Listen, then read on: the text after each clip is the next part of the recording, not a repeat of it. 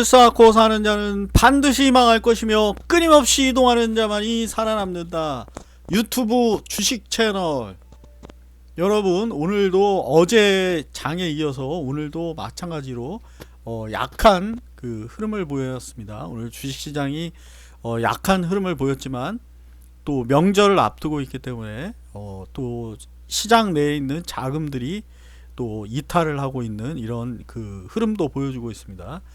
그래서 이 추석 전에 이 변동성에 대해서 잘 대응을 해야 될 것 같습니다. 그리고 오늘 그 시장을 주도했던 섹터가 통신 관련, 총진 관련 장비주들이 가장 이제 좋은 흐름을 보였고, 5G에 이어서 앞으로 6세대 이동통신에 대한 기대감으로 5G 관련주들이 대거 상승하는 흐름을 보였습니다. 그리고 특징적으로 지금 네옴시티, 또 이 네옴시티 쪽에 설계, 감리 관련주 이 5종목밖에 없기 때문에 오늘은 요 5종목만 살펴보도록 하겠습니다. 그리고 어제에 이어서 이제 코스피는 2550선 정도에서 이제 마감이 됐습니다. 그리고 많은 종목이 상승 종목보다 하락 종목이 2배 정도 가까이 되는 이런 하락 추세에 있는 시장이었습니다. 그리고 오늘 그 주요 네옴시티 관련 뉴스를 보시면 원희룡 장관 1200조 우크라 재건 사업 지원 준비를 끝마쳤다.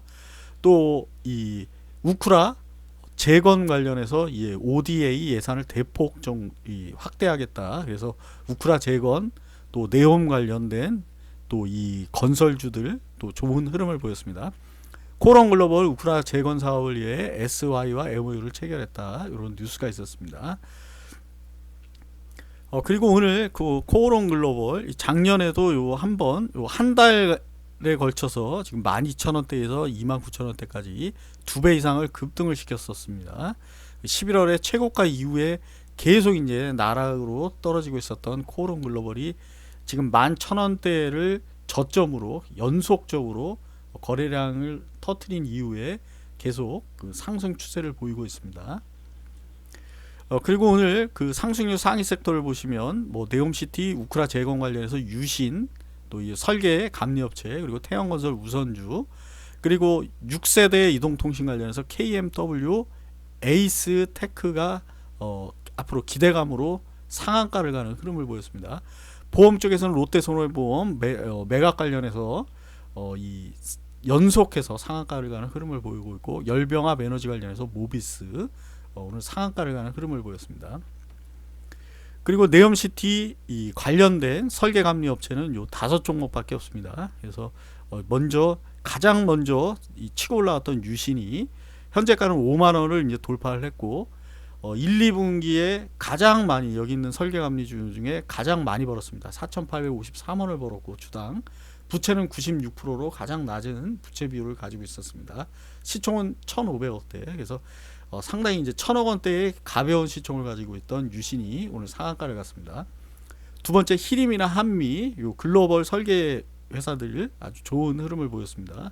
시가총액은 1,200억대의 히림이가 이 8% 가까이 급등을 했고 만원선 라인을 이제 돌파를 눈앞에 두고 있습니다. 그리고 한미글로벌 시총은 3,046억 원, 도하엔지니어링이 3,000억대. 이 두 개 종목은 이제 5에서 6% 정도 반등을 했습니다. 한국종합기술이 상대적으로 가장 낮은 상승률을 보였고 1, 2분기에 주당 200원을 벌었습니다. PBR 밸류는 가장 낮은 0.47배의 낮은 밸류를 받고 있습니다. 부채는 135, 시가총액은 이제 699억으로 1,000억이 안 되는 낮은 시총을 가지고 있습니다. 그리고 이들 관련 사업 내용 및 차트를 한번 살펴보겠습니다. 이 네옴 또 우크라 재건 관련주는 작년 11월 최고가 이후에 계속 조정을 받고 있는 상태였습니다. 먼저 첫 번째 유신 네옴시티 관련 대장주, 도로, 공항, 철도, 구조, 도시계획, 감리, 기타 설계 사업을 영위하는 건설업체입니다.